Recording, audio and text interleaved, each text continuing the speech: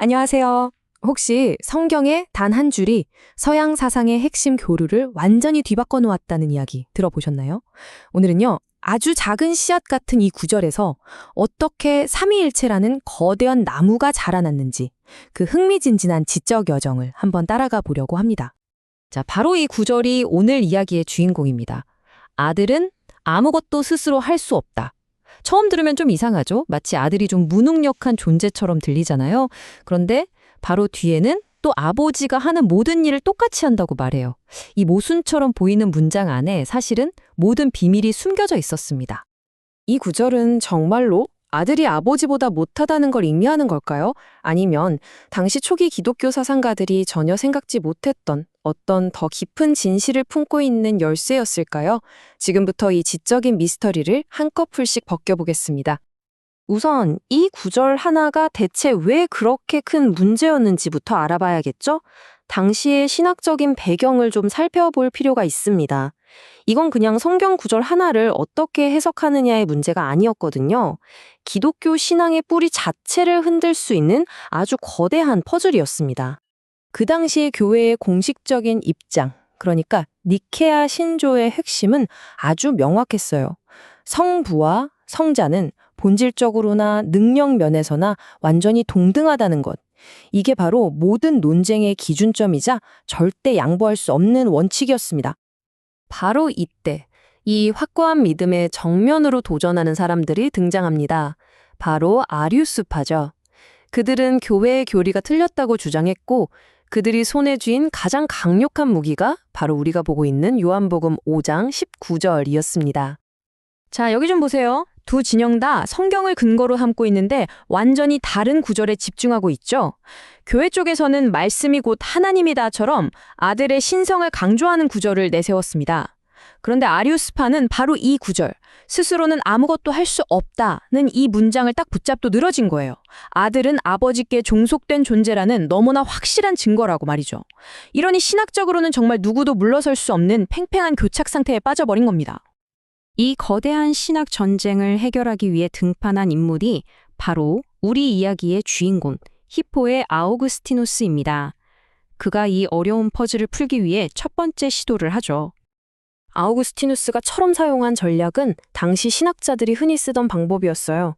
일단 가장 논란이 되는 어려운 부분은 잠시 놔두고 비교적 해석하기 쉬운 구절의 끝부분부터 파고드는 거죠. 그의 눈에 딱 들어온 단어는 라틴어로 시밀러트, 우리말로는 마찬가지로 였습니다. 여기서부터 실마리를 찾으려고 한 거예요. 그의 논리는 이거였습니다. 마찬가지로 라는 단어가 그냥 비슷하게 라는 뜻일 리가 없다는 거죠. 만약 성부와 성자가 정말 동등하다면 그들이 하는 일은 비슷한 수준이 아니라 완전히 동일한 것, 이됨이어야만 한다는 논리였습니다. 어때요? 굉장히 영리한 주장이죠? 하지만 이건 구절의 앞부분, 스스로 할 수 없다는 근본적인 문제를 시원하게 해결해 주진 못했어요. 아우구스티누스 자신도 이 첫 번째 답변에 만족하지 못했습니다. 뭔가 더 깊은 게 있다는 걸 직감한 거죠. 그리고 결정적인 계기를 만나면서 그는 완전히 새로운, 그야말로 혁명적인 이해에 도달하게 됩니다. 아우구스티누스의 생각이 이만큼 발전하는 데는 사실 몇 년의 시간이 걸렸습니다. 첫 설교를 한 뒤로도 계속 이 문제를 붙들고 고민했죠. 그런데 결정적인 전환점은 바로 아리우스파의 주장을 담은 문서를 직접 읽었을 때 찾아왔습니다. 이 외부의 강력한 도전이 오히려 그의 생각을 완전히 새로운 차원으로 끌어올리는 촉매제가 된 셈입니다. 이제는 더 이상 이 문제를 방어하는 데 그치지 않았습니다. 오히려 가장 어렵고 논란이 많은 부분, 그러니까 구절의 맨 앞으로 정면 돌파하기로 결심하죠. 바로 여기서 그의 위대한 통찰이 시작됩니다. 자, 우리 다시 한번 이 구절을 보죠. 이번에는 아우구스티누스가 집중했던 바로 그 단어, 스스로는, 라틴어로는 아세에 주목해 봅시다.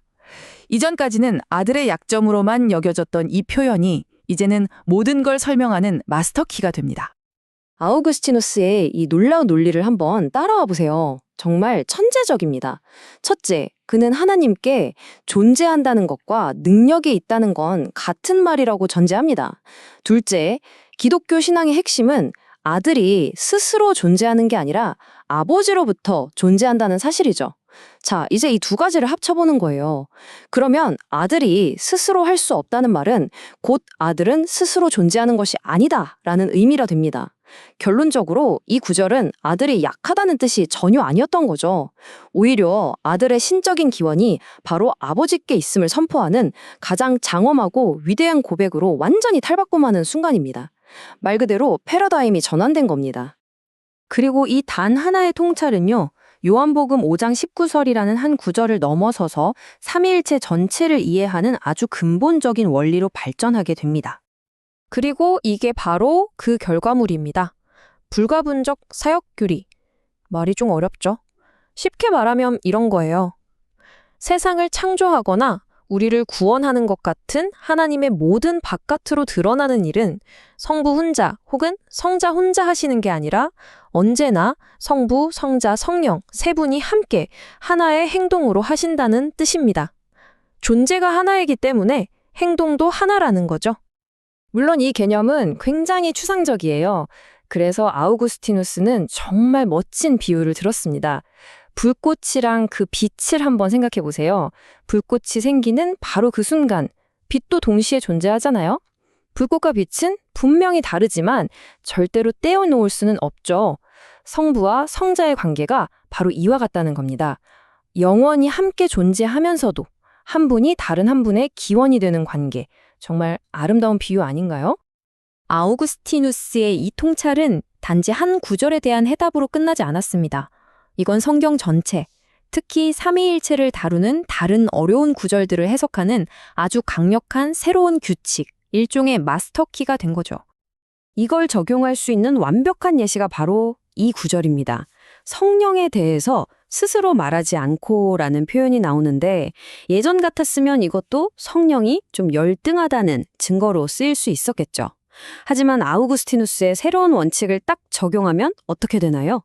이게 능력의 부족이 아니라 성령의 기원이 아버지께 있음을 보여주는 표현이라는 게 명확해집니다. 문제가 순식간에 해답으로 바뀌는 거죠. 오늘 이야기를 통해서 우리는 한 가지 중요한 사실을 배우게 됩니다. 아우구스티누스는 가장 골치 아픈 문제를 피하지 않고 오히려 정면으로 마주했기 때문에 역사에 남을 위대한 통찰을 얻을 수 있었죠. 어쩌면 우리 삶에서 마주하는 가장 어렵고 풀기 힘든 질문들이야말로 우리를 더 깊은 진실로 이끌어주는 소중한 초대장이 아닐까요?